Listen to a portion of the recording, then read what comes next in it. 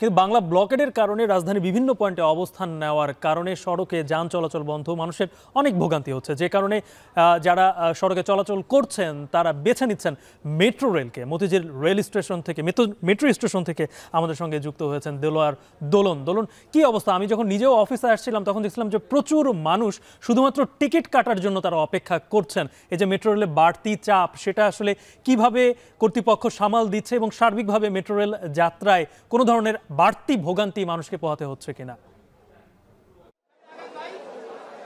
আমি কিন্তু শুনতে পাচ্ছি না। শিক্ষার্থীদের আন্দোলন, এর মধ্যে যে শিক্ষার্থীদের আন্দোলন চারদিকে পড়েছে তার একটি বাস্তব প্রমাণ মিলছে মূলত মেট্রো স্টেশনগুলোতে। আমরা এই মুহূর্তে রয়েছি মতিঝিল স্টেশনে।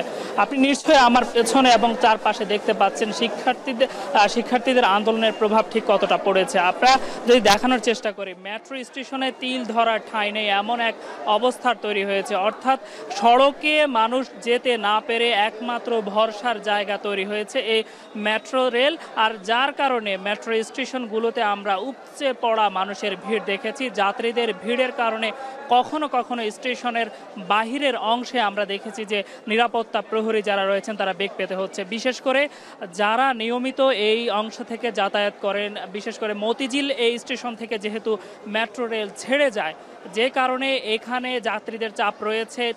এছাড়াও এই স্টেশনটি ছাড়াও বাকি স্টেশনগুলোতে চিত্র আমরা দেখেছি আরও বেশি যাত্রীর চাপ রয়েছে। বিশেষ করে এই স্টেশন থেকে একটি ট্রেন ছেড়ে যাওয়ার সময়ের মধ্যে যখন যাত্রী আর নেওয়ার মতো সক্ষমতা থাকে না, ফলে অন্য স্টেশনে চাপ আরও বেশি। বিশেষ করে আমরা শাহবাগ সহ আরও কয়েকটি স্টেশনে ঘুরেছি, সেই স্টেশনগুলোতে আমরা দেখেছি যাত্রীদের উপচে পড়া ভিড়, যে ট্রেন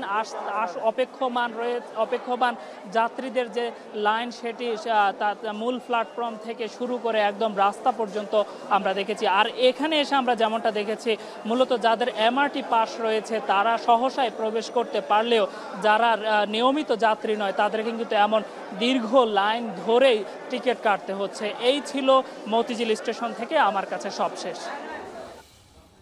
রাজধানীতে বাংলা ব্লকেডের কারণে যাত্রীদের দুর্ভোগ, যারা সড়কে বের হচ্ছেন তাদের দুর্ভোগ তৈরি হচ্ছে, তারা মেট্রো রেল বেছে নিচ্ছেন, সেই খবরই জানাচ্ছিলেন সহকর্মী দেলোয়ার দোলন।